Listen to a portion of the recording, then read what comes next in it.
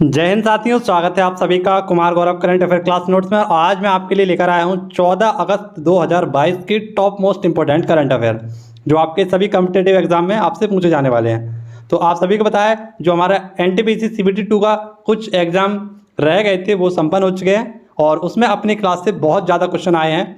तो उसी की उम्मीद से आगामी परीक्षाओं की और बेहतरीन तैयारी करने के लिए मैं आज आपके लिए लेकर आया हूँ और भी बेहतरीन क्लास। ठीक है, तो आपको बहुत ही ईमानदारी के साथ आज की वीडियो को देखना है और पूरे करंट अफेयर नोट्स को अगर आपने नोट डाउन ना किया हो तो एक बार इन्हें हल्के से नोट डाउन कर लेना। ठीक है, तो आइए समझते हैं और कुछ बेहतरीन से क्वेश्चनों को। पहला क्वेश्चन है हमारा अंतर्राष्ट्रीय युवा दिवस। तो प्रत्येक 12 अगस्त को अंतर्राष्ट्रीय युवा दिवस मनाते हैं।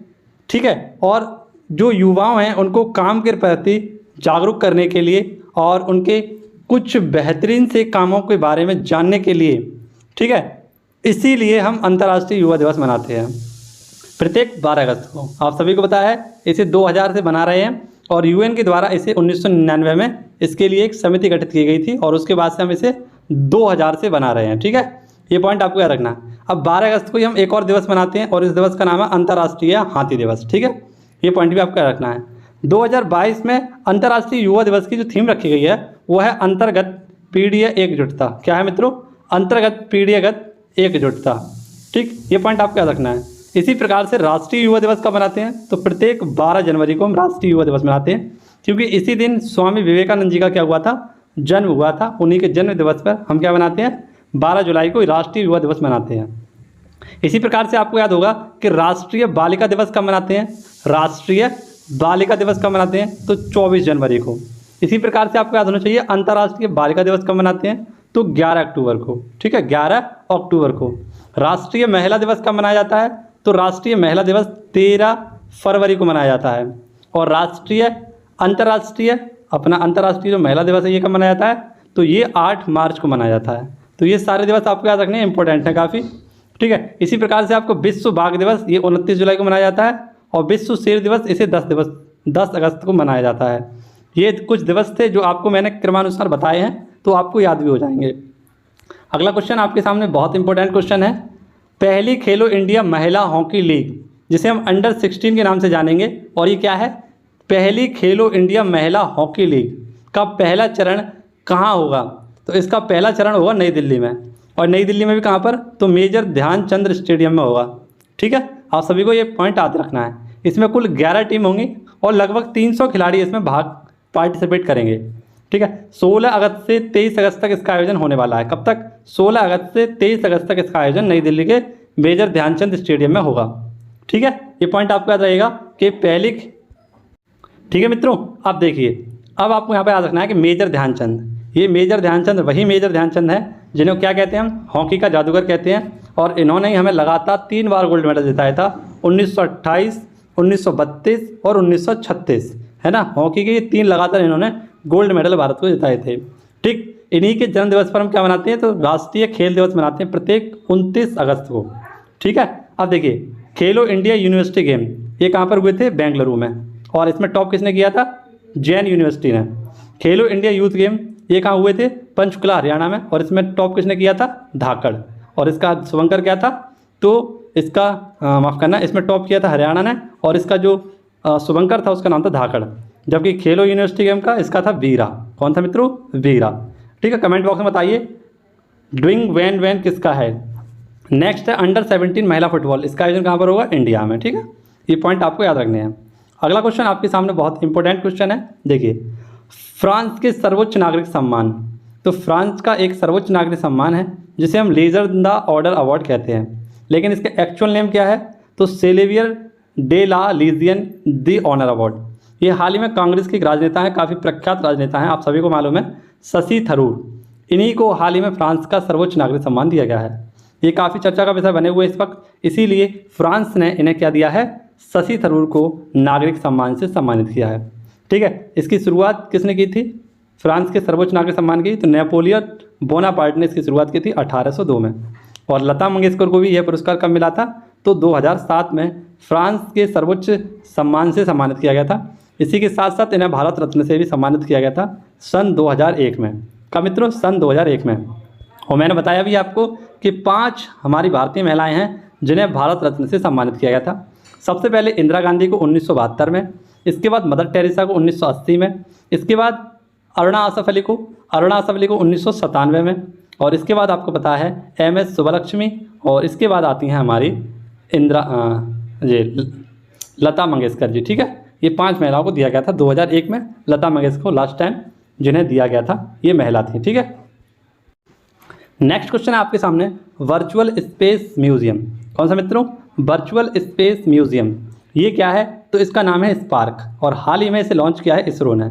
इसरो में जितने भी अपने अब तक इसने अचीवमेंट किए हैं, जैसे गगनयान हो, चंद्रयान हो, और जितने भी इन्होंने अपने प्रक्षेपण किए हैं, उनकी उपलब्धियां जो हासिल की हैं, उनसे संबंधित जितनी भी जानकारियां हैं यहाँ पर डिजिटल माध्यम से बच्चों को दिखाने की कोशिश की गई है। ठीक है, ये समुद्र के किनारे है और इसमें सभी अचीवमेंटों को दिखा गया है इसरो के। इसमें म्यूजियम बनाया गया है बहुत अच्छा डिजिटल, इसमें पार्क है, बच्चों के खेलने की सुविधाएं भी हैं। तो बहुत ही फेमस है, आप यूट्यूब पर सर्च करके देखना स्पार्क, और स्पार्क नाम से ये म्यूजियम निकल के आएगा। तो आपको इसका जो ब्लॉग मिलेगा वो काफ़ी बेहतरीन मिलेगा। आप भी अगर आपको मौका मिले तो ये केरल में स्थित है, इसे जाकर आप देख सकते हैं। ठीक है, अब इसका आप मतलब समझ लीजिए इसे क्यों किया गया है। तो आपको पता है @75 अमृत महोत्सव चल रहा है, और आप सभी को पता है कुछ दिनों के बाद ही अब हम क्या मनाएंगे 15 अगस्त, और ये हमारा 75वां क्या होगा मित्रों? स्वतंत्रता वर्ष होगा, जिसे हम 76वें वर्ष के रूप में मनाएंगे। ठीक है, ये पॉइंट आपको याद रखना है। अब आप सभी को पता है इसरो के हेड कौन है 10वें नंबर के? तो ये है S सोमनाथ। इससे पहले कौन थे? तो इससे पहले आप सभी को बताना है के सिवान। ठीक है, कौन थे? के सिवान। अब हाल ही में आपको पता है EOS 04 ये PSLV C52 के द्वारा भेजा गया था। ठीक है, अमेजोनिया सैटेलाइट इसका नाम था, ये पॉइंट आपका रखना है। हाल ही में EOS 2 भेजा गया है ना मित्रों? EOS इसे SSLV के द्वारा भेजा गया था। ठीक है, ये पॉइंट भी आपको याद रखना है, SSLV के द्वारा EOS 2 भेजा गया है, और इसी के साथ साथ आज़ाद सेट को भी भेजा गया है। ठीक है, क्योंकि आज़ादी की 75वीं वर्षगांठ बना रहे हैं, इसीलिए इसका नाम ही क्या रख दिया? आज़ाद सेट, यानी आज़ादी सैटेलाइट। अब अगला क्वेश्चन आपके सामने युद्धाभ्यासों से है, उदार शक्ति युद्धाभ्यास। तो ये उदार शक्ति युद्धाभ्यास भारत और मलेशिया के मध्य होगा, और ये काफ़ी हिम्मत वाला जो है, काफ़ी बेहतरीन सा, इसमें रॉयल जो मलेशियाई एयरशिप होगी इसके द्वारा भारत का युद्धाभ्यास होगा, इसमें वायुसेना शामिल होगी। ठीक है, अब युद्धाभ्यास की बात करें तो आपको पता है उदार शक्ति हो गया मलेशिया के साथ। यहीं पर अगर देखें मित्र शक्ति युद्धाभ्यास, तो ये भारत और श्रीलंका के मध्य होता है। किसके साथ? भारत और श्रीलंका के साथ। मैत्री युद्धाभ्यास ये भारत और इंडोनेशिया के साथ होता है। ठीक है, ऐसे ही नेपाल के साथ कौन सा होता है? तो सूर्य किरण नेशनल, कौन सा मित्रों? सूर्य किरण हमारा जो युद्धाभ्यास होता है वो होता है। ठीक, ऐसे ही मालाबार युद्धाभ्यास आपका रखना है, इसमें हमारे 4 देश शामिल होते हैं। मालाबार में 4 देश कौन कौन से? तो जापान, अमेरिका, इंडिया, और हाल ही में 2020 में शामिल हुआ था ऑस्ट्रेलिया। तो इसे हम बोलते हैं जय ऑस्ट्रेलिया। ठीक है, क्वाड में भी हमारे कितने देश हैं? तो यही 4 देश हैं क्वाड में भी। ये पॉइंट आपको याद रखना है। ठीक, अगला क्वेश्चन देखते हैं। अगला क्वेश्चन क्या है हमारा? बहुत बेहतरीन क्वेश्चन है, और इसमें आपको एक करंट अफेयर का पुराना क्वेश्चन भी बताऊंगा जो आपके लिए इंपॉर्टेंट रहेगा। US heritage wall of fame में जगह पाने वाले पहले भारतीय सामाजिक मनोवैज्ञानिक। तो काफ़ी बड़े मनोवैज्ञानिक हैं ये, और इनका नाम है प्रोफेसर रामदर सिंह। इन्हें हाल ही में US heritage wall of fame में जगह दी गई है। ठीक है, ये आपके लिए और हमारे लिए और पूरे भारत के लिए बहुत बड़ी बात है कि यूएस हेरिटेज में पहले भारतीय सामाजिक मनोवैज्ञानिक को चुना गया है ना, और बॉल पर ये लगाए जाएंगे। ऐसे आपको बताया IMF में अर्थशास्त्रियों की दीवार पर जो लगाई गई थी वो भारत की पहली महिला थी, इनका नाम था गीता गोपीनाथ। हाल ही में अमेरिका की सुप्रीम कोर्ट की पहली अश्वेत जज कौन बनी है? तो केंताजी ब्राउन जैक्सन। कौन है मित्रों? केंताजी ब्राउन जैक्सन। अमेरिका की बात करें तो अमेरिका में प्रेजेंट टाइम में किसकी सरकार है? तो जो बाइडेन की सरकार है। ठीक है, अमेरिका की बात करें तो अमेरिका में एक नाम अभी बहुत ज़्यादा चर्चा में है, जो है नैन्सी पेलोसी। कौन मित्रों? Nancy Pelosi. ये प्रतिनिधि सभा की यहाँ की क्या है? स्पीकर है। जैसे हमारे यहाँ क्या होता है संसद, ऐसे अमेरिका में क्या होता है? कांग्रेस। तो कांग्रेस के 2 सदन होते हैं, एक होता है आपका सीनेट और एक होता है प्रतिनिधि सभा। उसी प्रतिनिधि सभा के स्पीकर कौन है? तो नैन्सी पेलोसी। और ये हाल ही में ताइवान में जाने के कारण चर्चा का विषय बनी हुई हैं, और ताइवान के चलते यहाँ पर उसने घेर लिया है चीन ने ताइवान को चारों ओर से, और सबसे बड़ा युद्धाभ्यास वहीं पर कर दिया। नेक्स्ट क्वेश्चन है बहुत ही इंपॉर्टेंट क्वेश्चन, युवा संवाद कार्यक्रम। जो युवा संवाद कार्यक्रम है इसका नाम है इंडिया @2047। क्या है? इंडिया @2047। ये नई दिल्ली से स्टार्ट किया गया है, और किस किस के द्वारा? तो शिक्षा मंत्रालय और खेल एवं सूचना प्रसारण मंत्रालय इनके द्वारा स्टार्ट किया गया है। तो शिक्षा मंत्रालय के मंत्री धर्मेंद्र प्रधान और खेल एवं सूचना प्रसारण मंत्रालय के मंत्री अनुराग ठाकुर, इनके द्वारा स्टार्ट किया गया था। ऐसे स्माइल 75 ये भिक्षावृत्ति में शामिल होने वाले सभी जो व्यक्ति हैं उनको बढ़ावा देने के लिए स्टार्ट किया गया था, उन्हें भिक्षावृत्ति से दूर करने के लिए इसे स्टार्ट किया गया था। क्वेश्चन नंबर 8 बहुत इंपॉर्टेंट क्वेश्चन है। भारत और पाकिस्तान में संयुक्त राष्ट्र सैन्य पर्यवेक्षक समूह, जिसे हम UN मोगिप कह सकते हैं, UN मोगिप के नाम से जान सकते हैं, कि मिशन प्रमुख और मुख्य सैन्य पर्यवेक्षक कौन बनाए गए हैं? तो ये हैं गुइलेर्मो पाल्मो रियोज, ये अर्जेंटीना के हैं। ठीक है, आप सभी को बताया कि जब 1947-48 में भारत आज़ाद हुआ था तो कबायलियों का वेश धर के कौन आ गया? भारत में पाकिस्तान के कुछ सैनिक आ गए, है ना। तो उस चलते क्या हुआ था, जम्मू कश्मीर के कुछ हिस्से पर पाकिस्तान ने कब्जा कर लिया। तो उसी कब्जे की ज़मीन को अपना बनाने के लिए जो हमारे भारत के प्रधानमंत्री थे जवाहरलाल नेहरू जी, उन्होंने इस मुद्दे को UN में ले गए। तो UN के द्वारा क्या किया गया, पाकिस्तान और इंडिया के युद्ध के बाद इस संस्था का गठन किया। और कब गठन किया? तो 1949 में। तो उसी के चलते उसके जो मुख्य सैन्य पर्यवेक्षक बनाए गए हैं वो कौन बनाए गए हैं? गुइलेर्मो पाल्मो रियोज। ये कहाँ के? अर्जेंटीना। अर्जेंटीना की राजधानी क्या है? तो ब्यूनस आयर्स इसकी राजधानी है। और यहाँ पर प्रमुख घास के मैदान पंपास घास के मैदान, और यहीं पर क्या पाया जाता है? पैटागोनिया मरुस्थल पाया जाता है। ठीक, ऐसे ही सिंधु जल समझौता कब हुआ था? 1960 में। और किसने कराया था? वर्ल्ड बैंक ने। वर्ल्ड बैंक का हेडक्वार्टर कहाँ पर है? वॉशिंगटन DC में। ठीक है, डेविड मालपस इसके क्या है? हेड हैं। और इसी के साथ इसकी जुड़ा हुआ है IMF, इसका भी हेडक्वार्टर कहाँ पर है? तो वॉशिंगटन DC में। और वॉशिंगटन DC कहाँ है? USA में। USA की राजधानी क्या है? Washington DC।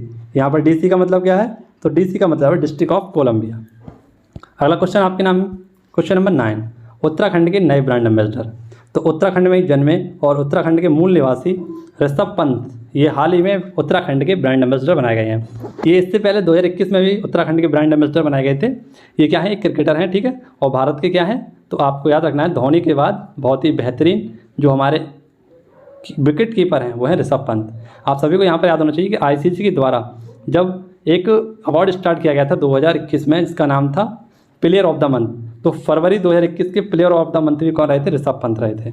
और फिर चाहे कोई सा भी खेल हो, चाहे आप T20 ले लीजिए, फिर चाहे वनडे ले लीजिए या टेस्ट ले लीजिए, ये सबको क्या बना देते हैं? तो T20 क्रिकेट बना देते हैं। ठीक है, उत्तराखंड के CM वर्तमान में कौन है? पुष्कर धामी।